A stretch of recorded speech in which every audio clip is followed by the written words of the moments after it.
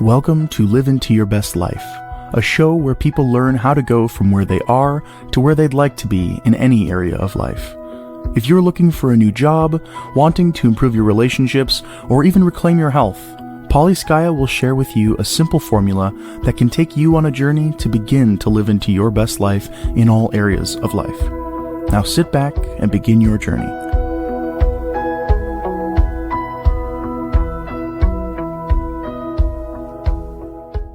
Hi there, and welcome to Live Into Your Best Life.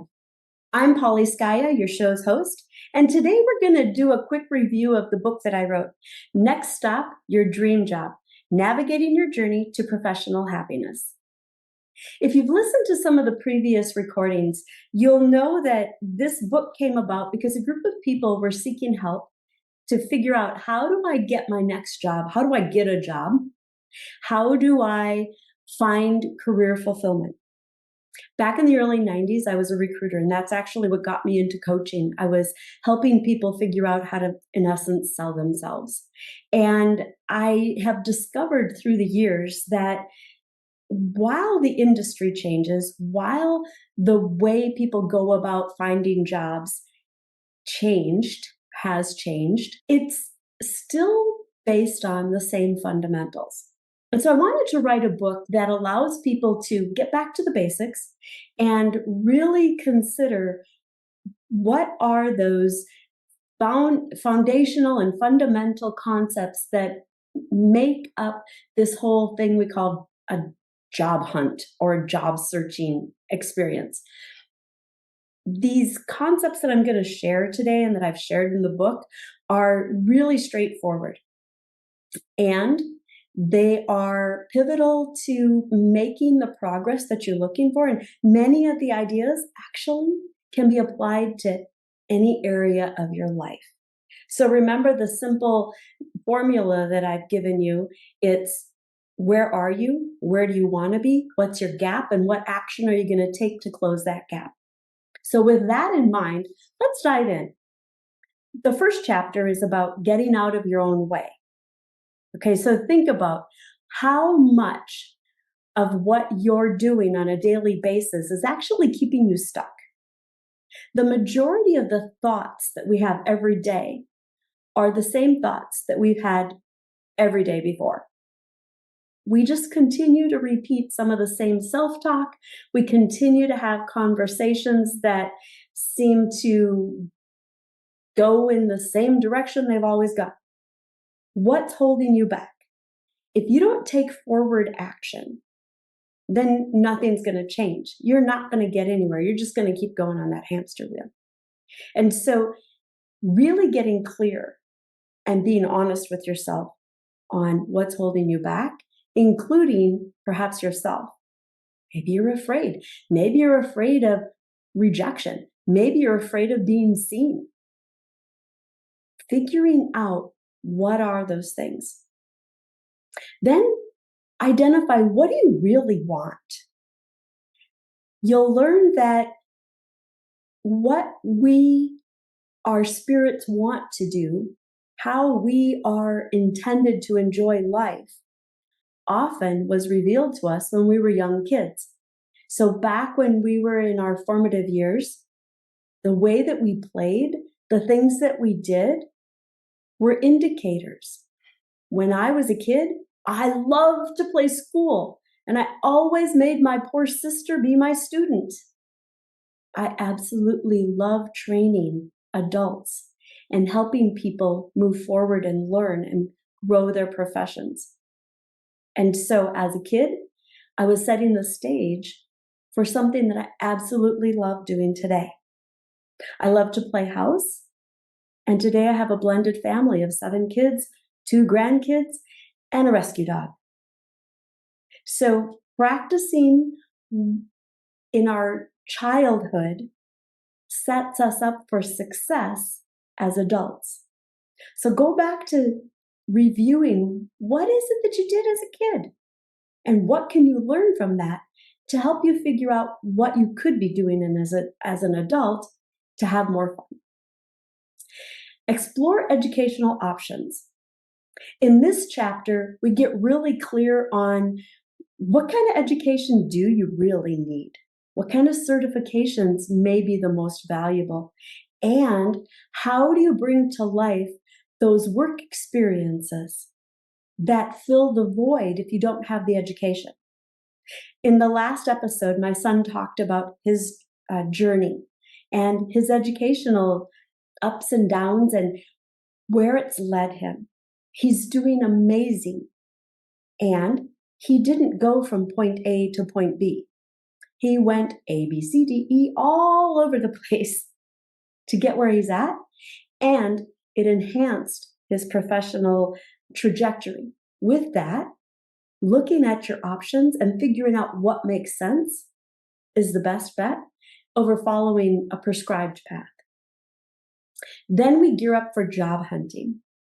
In this chapter, I talk about the steps to go through to find the jobs you may be interested in. One thing in a conversation that I did a coaching call with someone a couple weeks ago, and the person has held a certain title. So they've held this certain type of job. And then I asked them, what are some of the skills required to do that job? And as we started to talk, I said, oh, maybe you could search on these types of roles. They hadn't even thought about using a thesaurus to figure out what else something might be called. It opened up a whole new realm of possibilities. So in that chapter, we talk about job hunting. Next, finding your dream job or your career. That's really about figuring out how to put all the pieces together. Because it's not just a cookie cutter approach anymore. And some jobs you can create more of what you'd like, because a lot of employers don't even realize all that you could bring to the table. So we talk about that. Discover your network. In a couple of shows, I'm going to be interviewing Chris Christensen. He's the one who wrote the introduction to the networking chapter. And we're going to talk about the importance of networking. In this chapter, I open up the door to possibilities in regards to where you may find connections. Spoiler alert, they're everywhere. So think about the people in your kids' 4-H club or Scouts troop or sports teams. Think about the parents. Think about the people that you sit next to at a restaurant. Think about the servers or people in a checkout line. You can meet people everywhere, and you never know where that connection is going to lead. There's also traditional manners of networking as well. So we're going to dive into the possibilities. Next, we talk about crafting your resume or your CV. Your resume tells the story. The most relevant information that an employer wants to know about is your most recent job or your last couple of jobs. I've been a consultant for over 30 years. I have a lot of experience.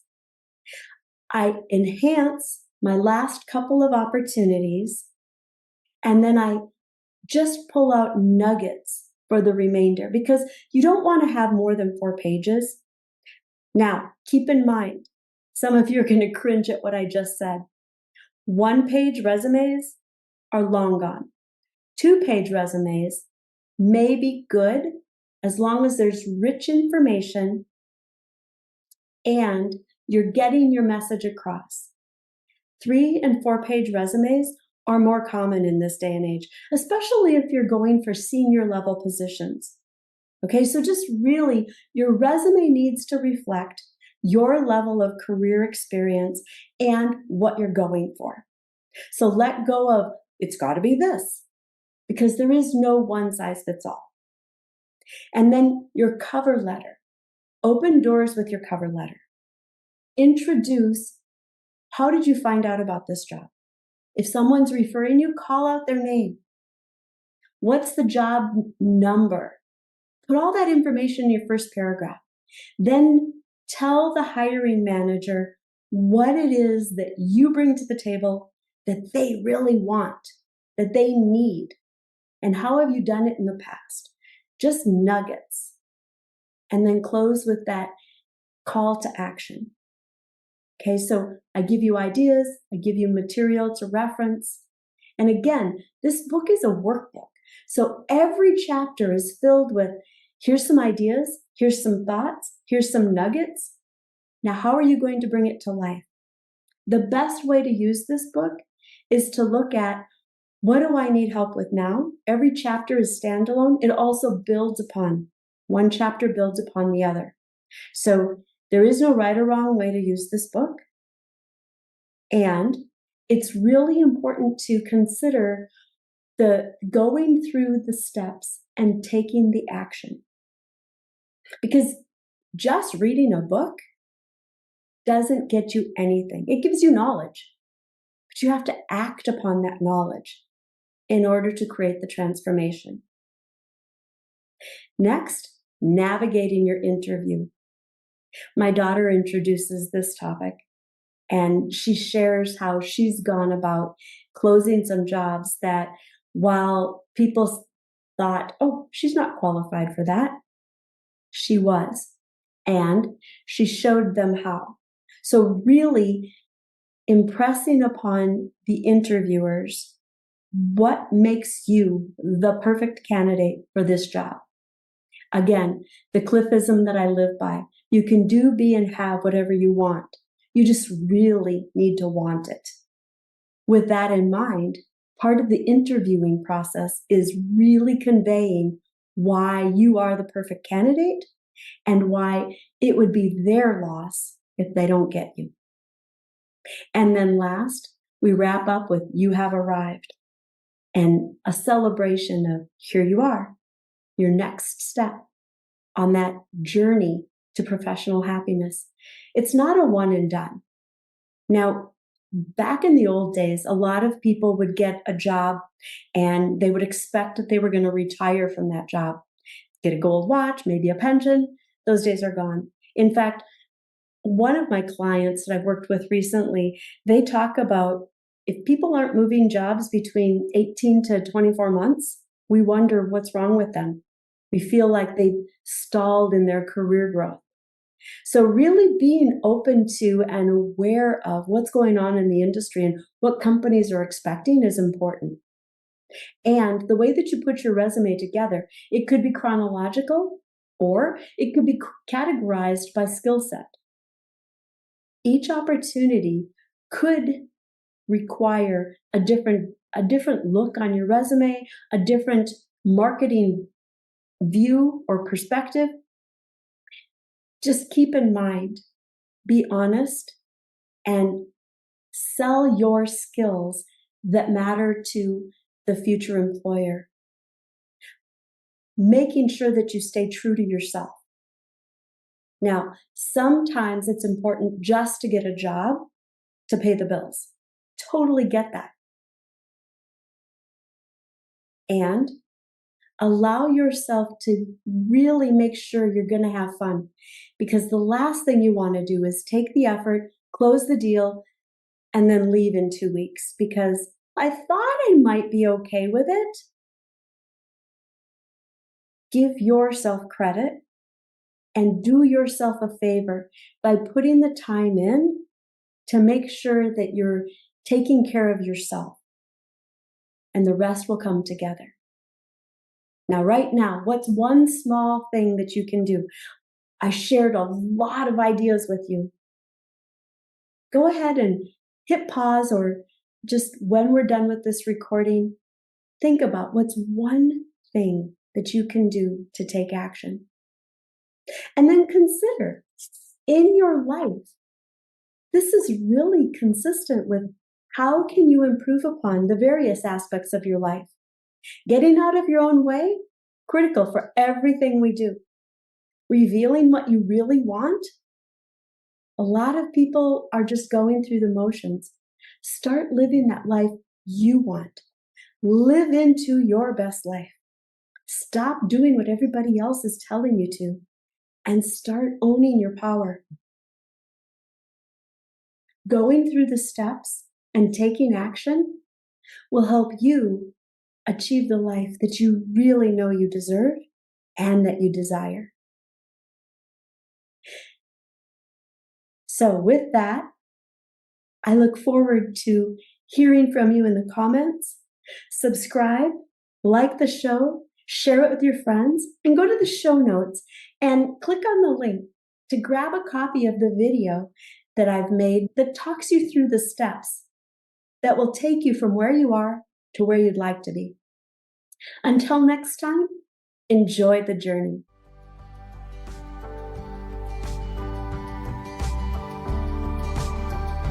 Thank you for listening to Paulie Skaja, your show host for Live Into Your Best Life. Check out the show notes and visit her at paulieskaya.com to learn more and continue your journey. Until next week, enjoy the adventure.